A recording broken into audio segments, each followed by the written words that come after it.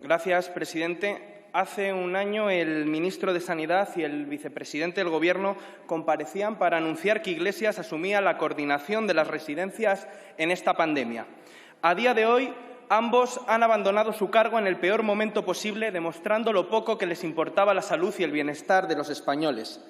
Desde el inicio de la crisis del COVID-19, mi grupo parlamentario ha exigido una atención integral a nuestros mayores por parte de este Gobierno, una generación que solo ha recibido la indiferencia de Pablo Iglesias, que ha huido sin pisar ni una residencia. Por ello, hace unos meses ya pude avanzarle personalmente cuál sería su legado.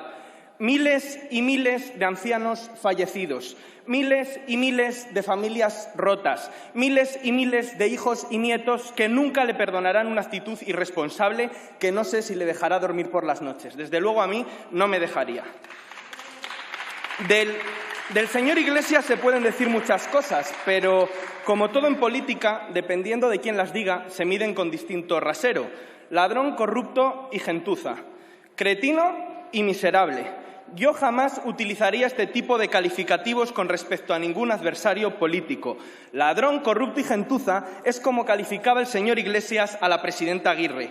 Cretinos es como define el señor Iglesias a quienes tienen mucho trabajo y lo sacan adelante. Y miserable fue el calificativo habitual del señor Iglesias para referirse al presidente Rajoy cuando estaba en el Gobierno. Distintos raseros, señorías, jalean insultos que reprobarían si saliesen de nuestra boca. Con lo cual, aunque todo lo que se diga de Pablo Iglesias está justificado por él mismo, yo no voy a utilizar este lenguaje. Sin embargo, sí que voy a calificar su labor como vicepresidente del Gobierno y no me duele en prendas decir que esta labor ha sido nefasta. La gestión del ingreso mínimo vital es una burla para cientos de miles de personas que lo necesitan. Solo 200.000 hogares de más de 1.200.000 solicitudes han obtenido la prestación. Más de 55.000 personas han fallecido en las listas de espera de la dependencia en 2020, es decir, 152 fallecidos diarios mientras se tramitaba una solicitud que nunca llegó a resolverse. Y, por supuesto, como ya he dicho, se olvidó fatídicamente de nuestros mayores y de las personas con discapacidad. Durante la pandemia han fallecido más de 30.000 ancianos en residencias, solos, asustados, sin el apoyo del Gobierno de España, que ha ninguneado a un sector con el que personalmente colaboro de forma muy estrecha.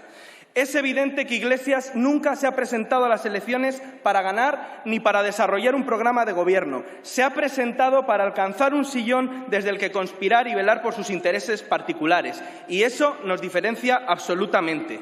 Esa es la gran diferencia entre Pablo Iglesias e Isabel Díaz Ayuso, entre Podemos y el Partido Popular, entre el comunismo minoritario que ustedes representan y la libertad para todos por la que lucha Pablo Casado. Por eso hoy el Partido Popular no puede mirar para otro lado. Hemos presentado enmiendas para proteger a nuestros mayores y vamos a apoyar esta reprobación a Pablo Iglesias porque estamos convencidos de que es lo que harían la mayoría de los españoles.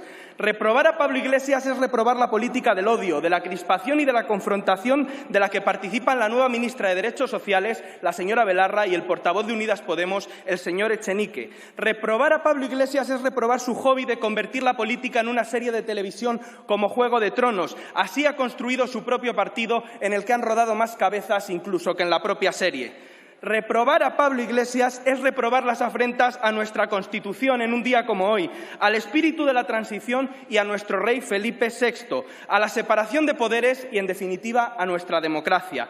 Hoy vamos a reprobar a Pablo Iglesias porque moralmente debemos hacerlo. Por desgracia, su legado se queda en Moncloa. Más división, más polarización y más enfrentamiento. La misma marca con la que llega la nueva ministra, Ione Belarra, justificando las agresiones a otras formaciones políticas y a nuestra Policía Nacional. La señora Belarra todavía tiene la oportunidad de romper con Pablo Iglesias, aunque es complicado cuando el último nombramiento de su ministerio ha sido el de Enrique Santiago, secretario general del Partido Comunista, encargándose de la Agenda 2030 después de haber sido parte del equipo jurídico de las FARC. Recetas del siglo XIX para afrontar los grandes retos del siglo XXI. Su España en blanco y negro, señorías de la izquierda. En definitiva, no será este diputado quien llame al señor Iglesias inútil. No será este diputado el que llame al señor Iglesias miserable. Pero sí será este grupo parlamentario el que con su voto repruebe su labor. Por todo ello, apoyaremos esta moción. Gracias.